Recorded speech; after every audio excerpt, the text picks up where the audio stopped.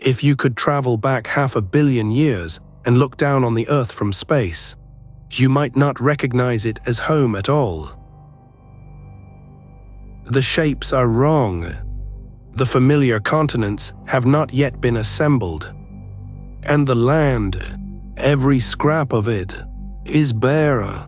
No forest, no grass, no green at all. Just rock and sand and stillness stretching to the horizon under a strange, silent sky. In the last episode, we walked the world before the dinosaurs. Today we go far, far deeper to a world before almost anything you would call life on land existed at all. Because 500 million years ago, the story of complex life was being written almost entirely in one place. Not on the land, in the sea. This is the ocean planet, and it was one of the strangest, most creative moments in the entire history of the world. To understand this world, you have to understand what had just happened to it. For most of Earth's history, for billions of years, life had been small and simple and soft, single cells, then colonies of cells, nothing with a shell, or a limb, or an eye. For 3 billion years, that was the entire story of life, an invisible film of the microscopic, drifting in the sea. And then, in a window of time that is barely a blink in geological terms, everything changed. Suddenly, in the fossil record, life erupts into complexity. Animals with hard shells, animals with legs and armor and segments, animals with mouths that could bite, and guts that could digest, and eyes that could see.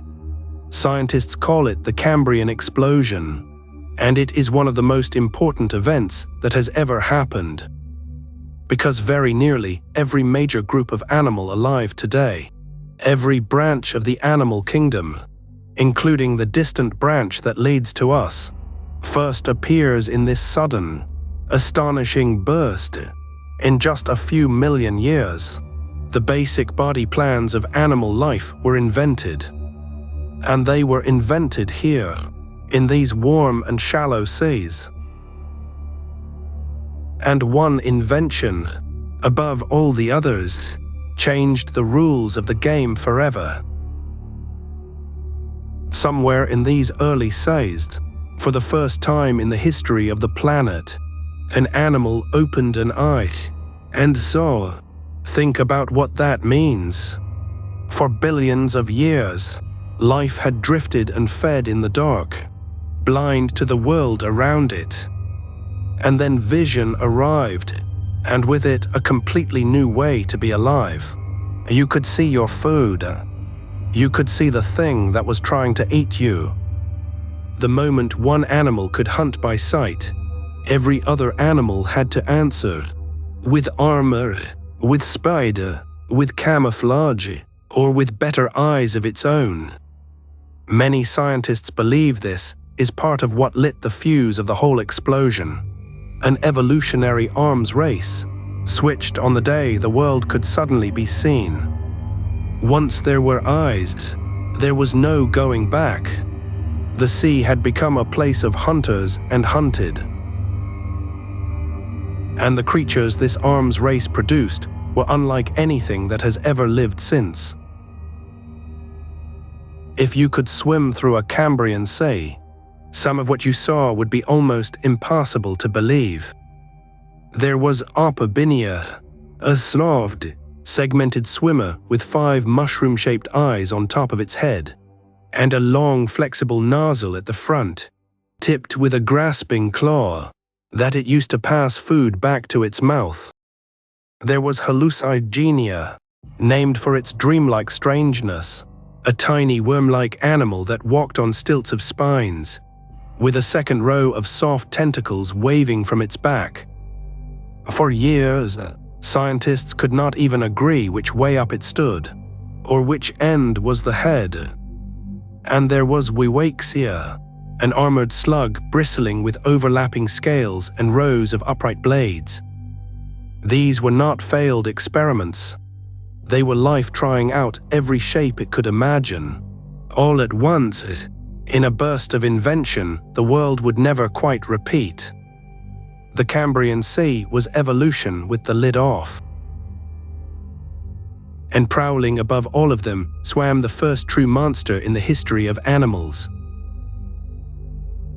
Its name is Anomalocaris, and to the small creatures of the Cambrian Sea, it was a nightmare given form. Picture an animal up to a meter long in a world where most things were the size of your thumb.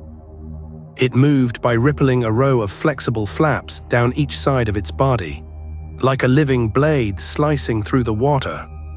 It had two great grasping arms that curled out in front of its head, lined with spines to seize its prey, and it had a pair of enormous eyes, each one containing thousands of lenses, some of the sharpest eyes in the entire Cambrian Sea. Anomalocaris was the first animal ever to become a large, active, hunting predator. For the first time, the sea had an apex.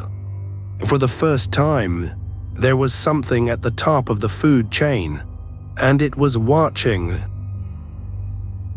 But here is the strangest thing about this ancient hunter. For 100 years, nobody knew it existed. When the first fossils of Anomalocaris were found, they were so bizarre that they were mistaken for three completely different animals. One grasping arm was described as the tail of a shrimp. Its circular mouth was catalogued as a jellyfish, and a piece of its body was filed away as a kind of sea cucumber. For decades, these three creatures sat in museum drawers, studied separately by scientists who had no idea they were holding pieces of the same animal. It was only much later, when a more complete fossil turned up, that the truth assembled itself. The shrimp, the jellyfish, and the sea cucumber were the arm, the mouth, and the body of a single great predator. The abnormal shrimp had been hiding in plain sight, in pieces, the whole time. But if one animal truly defines these seas, it is not the predator, it is the survivor. You met them briefly in the last episode, at the very end of their reigns. Here, 500 million years ago, we meet the trilobites near the beginning of theirs.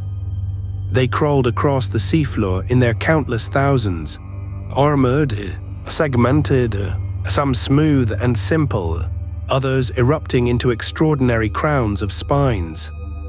And they carried those revolutionary new eyes.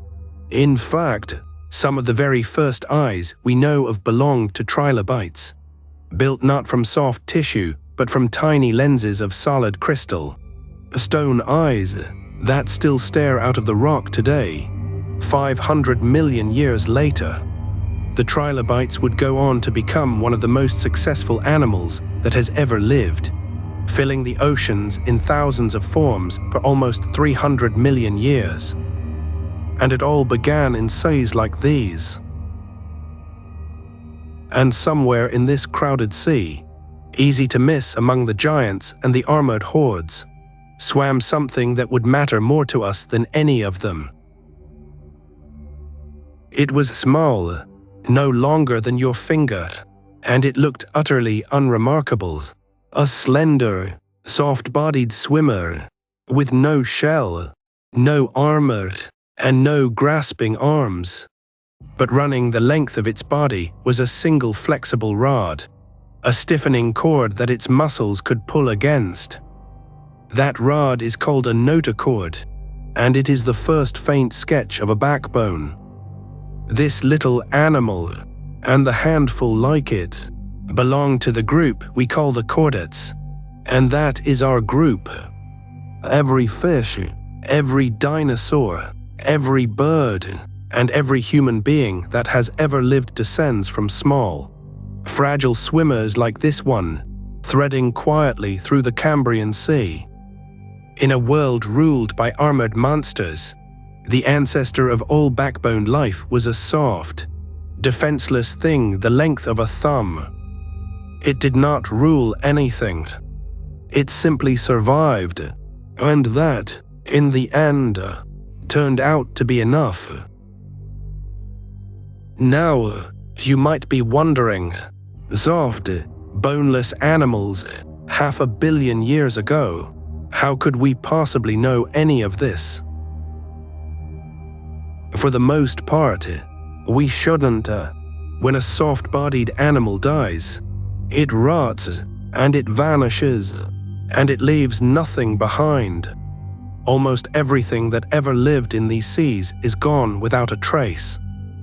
But in a small handful of extraordinary places around the world, something went differently. In these rare sites, animals were buried so suddenly, in such fine, oxygen-starved mud, that they did not decay. Instead, they were pressed flat and preserved in exquisite detail.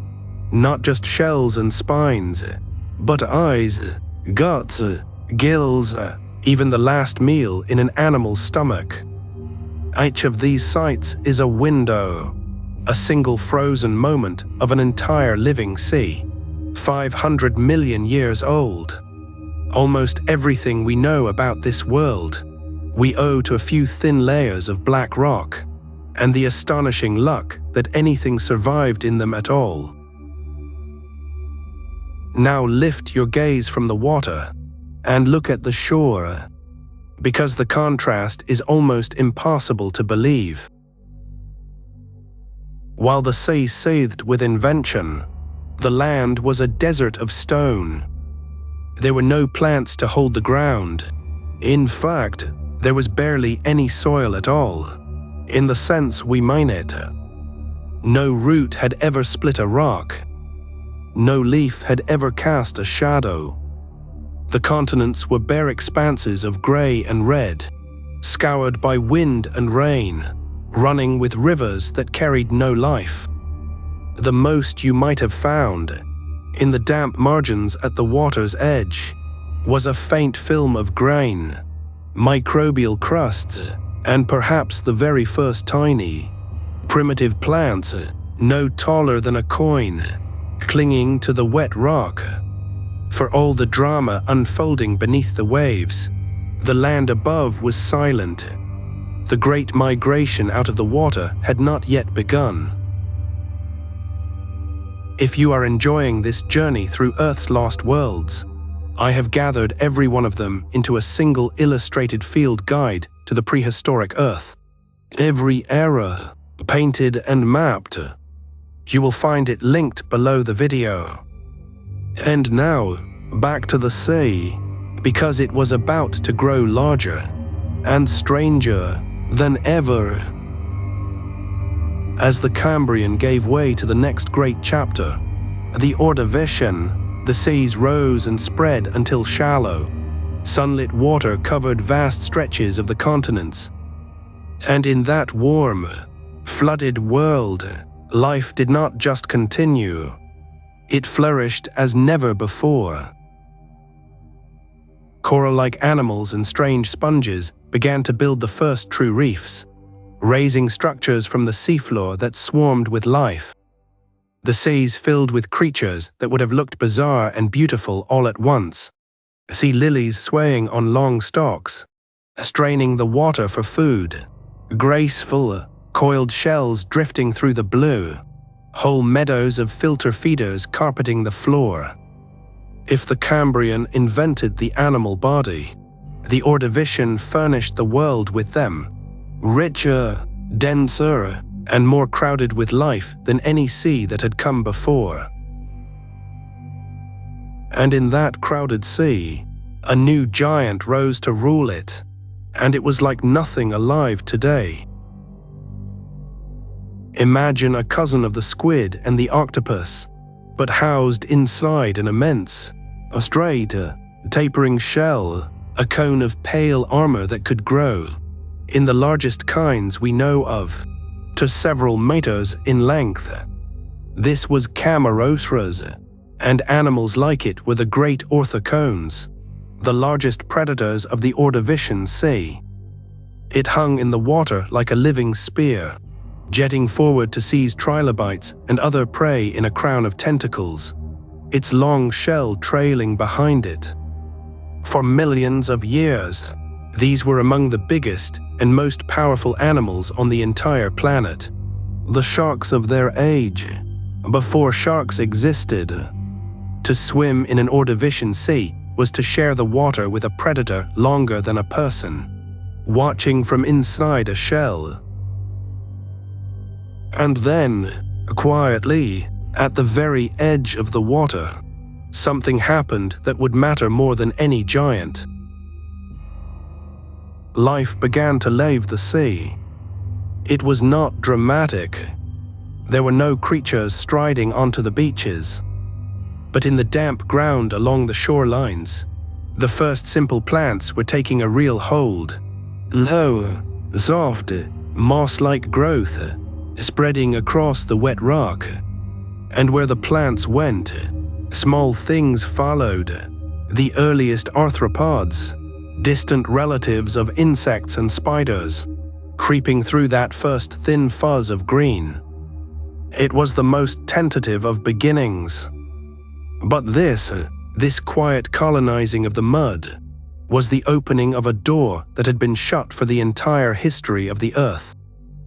Everything that would ever walk, or crawl, or fly across the land begins with this: a little grain, and a few brave animals, at the water's edge. But the Ordovician world would not end gently. It would end in ice. Around 445 million years ago, the planet cooled hard. Great ice sheets spread across the southern land, locking away the seas. The water drew back from the flooded continents, and the warm, shallow worlds where so much life had flourished simply drained away and froze. What followed was the first of the 5 great mass extinctions in Earth's history, the first time the tree of life was violently pruned. Somewhere around 8 in every 10 marine species vanished. The reefs fell quiet. The trilobites were cut down, though not destroyed. It was a catastrophe on a scale the world had never seen, and it would not be the last. But life, as it always has, endured. The survivors carried the story forward, out of the ice, and toward the land that stood empty and waiting. So the next time you imagine the deep past, go back beyond the dinosaurs, beyond the great forests, to this, a blue planet almost entirely covered in sea, its land bare and silent, its waters filled with armored hunters and drifting giants, and the first eyes ever to look upon the world. 500 million years ago, everything that would ever crawl onto land was still swimming in the dark, inventing, for the very first time, what it meant to be an animal.